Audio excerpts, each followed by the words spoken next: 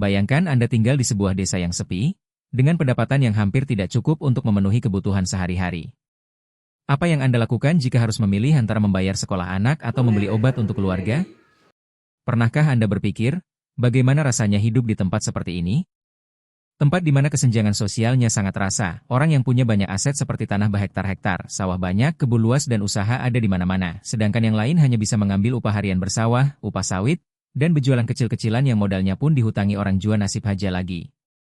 Inilah kenyataan yang dihadapi banyak keluarga di Tamban, sebuah desa di Kabupaten Barito Kuala, Kalimantan Selatan. Saat kita berbicara tentang tantangan hidup, apa yang paling sulit bagi Anda? Ekonomi? Kesehatan?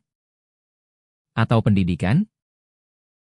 Kita akan bahas lebih dalam, dan Anda akan terkejut dengan apa yang terjadi di balik angka-angka dan data ini. Menurut data dari BPS Barito Kuala tahun 2024 dalam segi jumlah penduduk, Alalak, tertinggi 62.930 jiwa. Tamban, 32.925 jiwa. Mekarsari, 18.633 jiwa. Kuripan, terendah 6.129 jiwa. Artinya Tamban merupakan salah satu kecamatan paling padat penduduk, menempati posisi kedua setelah Alalak. Mekarsari berada di tengah, populasinya hampir 3 kali lipat lebih banyak dari Kuripan, namun jauh di bawah Alalak. Kuripan paling sedikit penduduknya, hanya sekitar 9,7% dari jumlah penduduk Alalak, dan sekitar 19% dari penduduk Tamban. Alalak adalah yang paling kecil secara wilayah, namun memiliki penduduk terbanyak menunjukkan kepadatan sangat tinggi. Kuripan adalah yang paling luas, tapi penduduknya paling sedikit menjadikannya wilayah dengan kepadatan terendah. Sedangkan Tamban dan Mekarsari memiliki luas wilayah sedang, tetapi lebih padat dan lebih banyak penduduk daripada Kuripan. Kepadatan dan jumlah penduduk yang lebih tinggi biasanya mencerminkan pusat aktivitas ekonomi seperti pasar perdagangan lokal, layanan pendidikan, dan kesehatan industri kecil, atau pertanian intensif. Tamban dan Mekarsari cenderung memiliki ekonomi lokal yang lebih aktif dan hidup, cocok untuk pengembangan usaha, layanan publik, dan infrastruktur. Tapi pertanyaannya, apakah kita semua merasa mudah mencari pekerjaan di sini, atau menghidupi kebutuhan sehari-hari seperti makan, sekolah anak, akses kesehatan, dan pemerataan ekonomi?